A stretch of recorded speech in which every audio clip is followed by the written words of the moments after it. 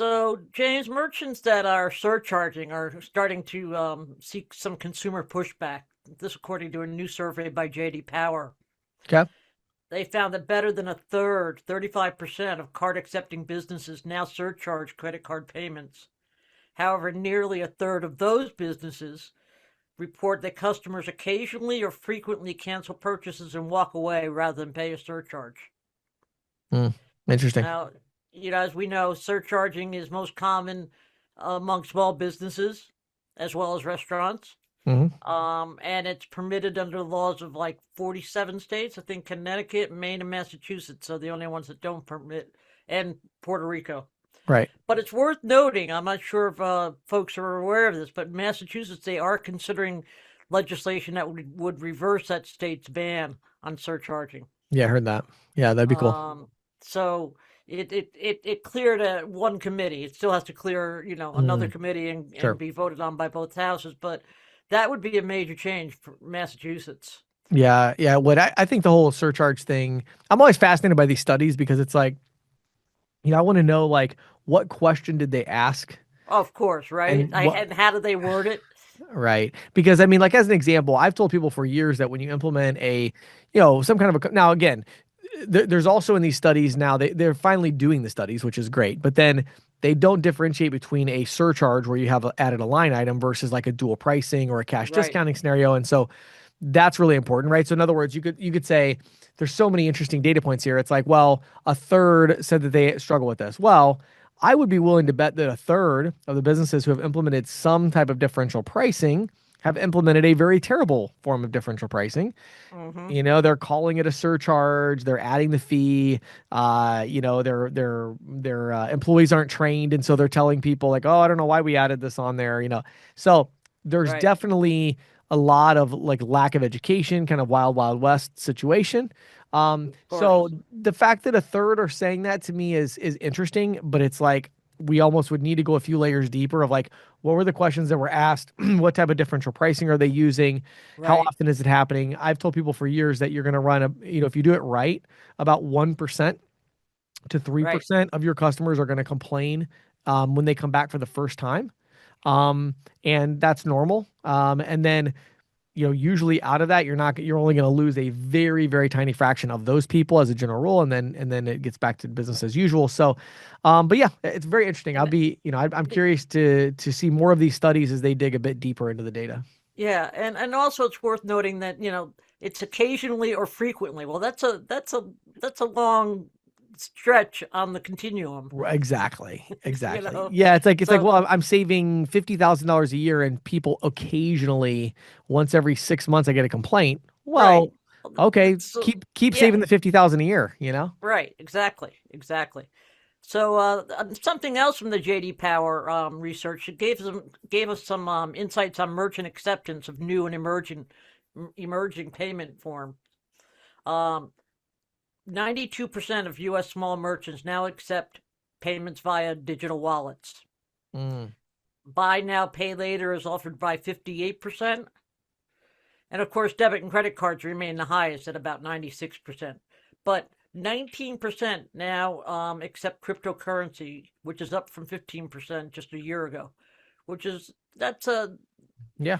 to me, I find that an interesting statistic. Again, it depends on, how they could define accepting cryptocurrency. Are they Right. Is it accepting them as card-based crypto or actually right? Is it crypto? is it stable coin backed Visa cards? Everybody accepts those. Right, exactly. So Right. that's a hundred percent acceptance. And so it all depends on that. But again, it's how they word the question. Right. And But I guess I would say as long as they're wording the question the same way they were last time, it does show a trend, an upward trend. So exactly.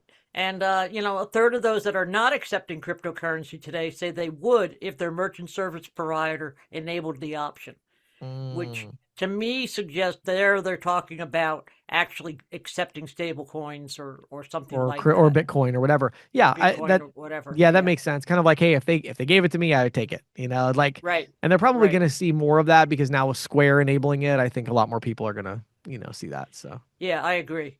And as an aside, a new study by Trustly and Payments.com um, into Pay by Bank found that 40% of those And here they were serving what they call digital consumers, folks that do a lot of online and mobile banking, right? Okay. Which of course is, in my mind, a fair share of the population. If both Sure. you and I do it, we know that Right. both your generation and my generation are doing Sure. it. That's a huge part of the population.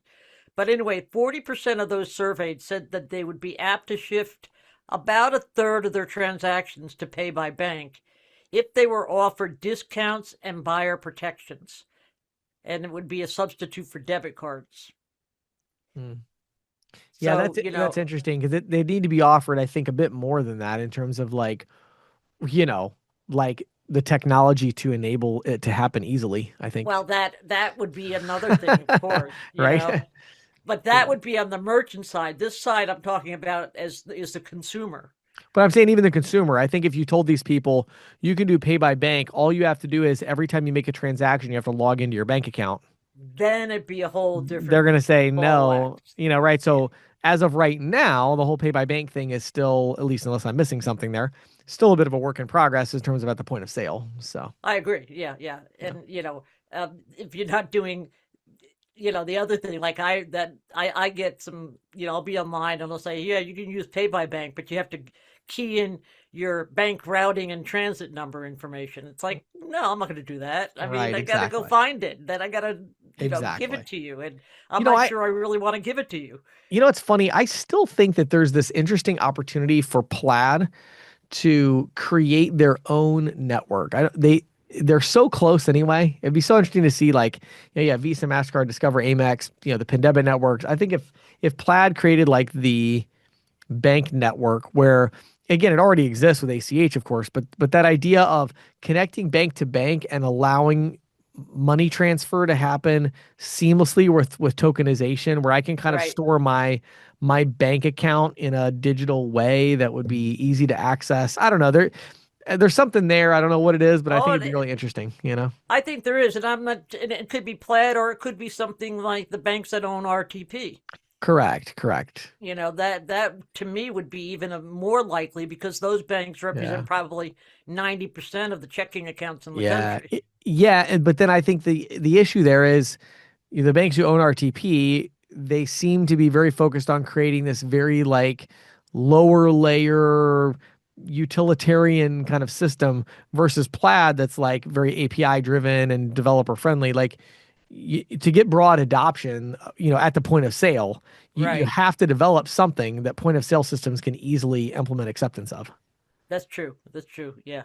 So, and Interesting and point. plus it'd be a whole big thing because think about like we're going through an L3 certification right now for some of the devices we use stackably with TSYS, and like Uh-huh. it's a very slow process, Oh yeah, I painfully bet you. slow.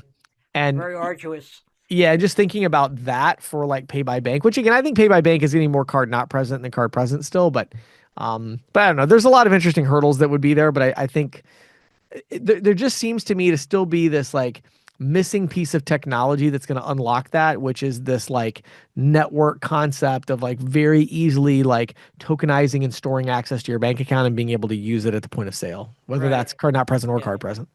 And with the tokenization being the key Exactly, because part of you the don't have to log equation. in every time you do Right. this or whatever. That's just not, or type in your bank account number, and that's not. No one's going to do Just not that. going That's to too much happen. friction. Yeah, Yeah. exactly. Well, next up, I just wanted to give an update on the interchange battle that Yep. continues to loom in Washington.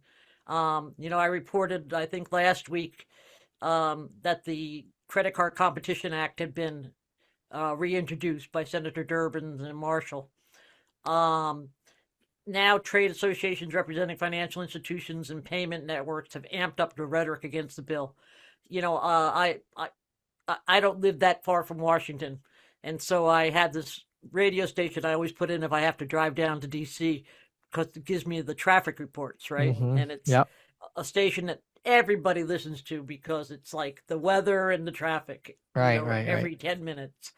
Um, well, the Electronic Payments Coalition is running an ad on that radio station, pitching that, telling people that lawmakers want to take away their card rewards and Yeah. urging them to reject the Durbin Marshall bill. Yeah. which I thought was really, I've heard, like I said, I've heard it more than once that, so they're really amping that up. Um, on the other hand, the Payments Coalition is urging lawmakers to include the Credit Card Competition Act and pending cryptocurrency legislation. Now, that's that's interesting because usually, I mean, to me, credit card competition is not germane to cryptocurrency, Mhm. and there's usually some hurdles to be overtaken in order to you know Mm. include something that's not germane. But we know that he's tried. Senator Durbin has tried to attach this to other legislation in the past, just like Yeah. he did the Durbin Amendment. So who Huh. knows? Well, and Yeah, again, now that they know that they have support from Donald Trump on it, exactly. after his tweet, and we all know Donald Trump will never go back on a tweet, so Right, right. so Of course not. that's now set in stone. But yeah, Yeah, that's right. interesting. I do wonder about that, and I feel like if yeah, it's an interesting pitch, right? It's almost like saying, "Hey, let's work on crippling the credit card side while we get the crypto going," Well, right? yeah, and So and and it again, it's really easy to slip things in during markup debates. right. And you could have a lawmaker, a couple of lawmakers saying, "Oh, you want us to vote for your amendment? Well, then you have to vote for our amendment." Oh, for And sure. And again, when you've got bipartisan support and presidential support, it yeah, becomes a lot easier to slide it in. The last time Durbin tried to slide it in, he had no support really. right, This right. But time around, he still succeeded. So well, no, I you mean know, with the Credit Card Competition Act. Remember, he was going to oh, try to get it yeah. added But you're into. saying the last time with the You meant Durbin Durbin Amendment? Amendment, Yeah, the exactly. original No, Durbin Amendment, right, supposedly it wasn't something that people talked a lot about, so the right, support was very minimal. But right. he got it in there. So Yeah. yeah, Oh, okay. it's definitely worth watching, and I'm going to keep tabs Yes, on this please for do. sure. Yeah. I think the final thing I wanted to talk about this week is that the Fed is my headline here: Fed considers dissing checks. Uh, you know, check usage, of course, is on the decline, as is check acceptance. 57% of small businesses now accept check payments, down from 63 last year. That, according to the J.D. Power study. hmm Um, and the Fed is considering curtailing check processing services. It's put out a request for information from the public on, you know, how can we go about, basically we talked about this recently. They have an updated check processing processes and equipment for 25 years now. So it's Right. either invest in the hardware and the software or, you know, just degrade service. Yeah. Um, but I think I've been talking to some people about this because I'm doing a magnum opus on checks for the Green Sheet. I think it's going to be a tough sell because there's still a significant share of businesses, anywhere from 25% to 73%, that still issue checks, especially for B2B transactions. Right. Right. The Association for Financial Professionals has surveyed companies of various sizes, found that 75% have no plans to completely eliminate checks, at least in the near term. Yeah. And that's because of not only the familiarity, but all the money that they've sunk into the technology to support check acceptance. Right. Now, one of my sources tells me, and I think this is hopeful wishing on their part, but they feel like there's an opportunity if the Fed does scale back on check processing services. There's an opportunity for the private sector to come with a solution in the form of electronic checks. Hmm. And we're not talking here checks that are AC. Right now there's something called an electronic check that clears through the ACH. Right. This would be something that clears over the existing check rails and would be treated much the same way as mobile check deposits, for example. hmm Everybody's done that to a little bit extent. It's worth noting also that Chair of the Fed, Michelle Bauman, voted against a proposal to seek public comment. She notes that while check volume is on the decline, roughly 5% of non-cash payments, per the Fed's research, um, they represent a significant portion of value, 21% of the Mm. value of non-cash payments in the U.S.